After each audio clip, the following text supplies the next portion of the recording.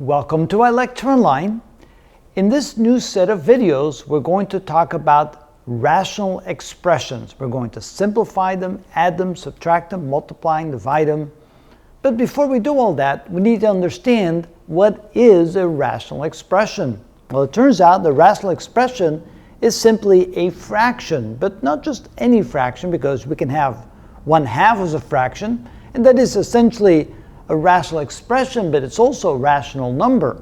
So when we talk about rational expressions, the numerator and the denominator could also have variables in them and constants in them, as well as numbers. So the proper definition for a rational expression, that is, it is indeed a fraction, it is indeed in the form of a numerator divided by a denominator, but in this case, P and Q, representing the numerator and the denominator, are a monomial or polynomials.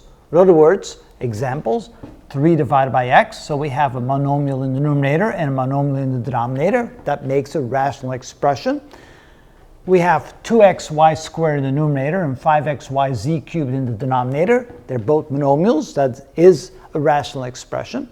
Here we have a binomial, which is a polynomial in the numerator and a number in the denominator. Or here we have a binomial and a trinomial in the numerator and the denominator. And all those are good examples of rational expressions. So again, when you hear the word rational, think of fraction, expression instead of numbers, meaning in the numerator and denominator we can have variables and constants as well as numbers, as opposed to rational numbers that only has numbers in the numerator and the denominator. So rational means fraction, expression means it can also have variables and constants rather than just numbers in the numerator and the denominator. So now you know what a rational expression is, and we'll go forward with showing you how to do all the various operations on rational expressions. And that is how it's done.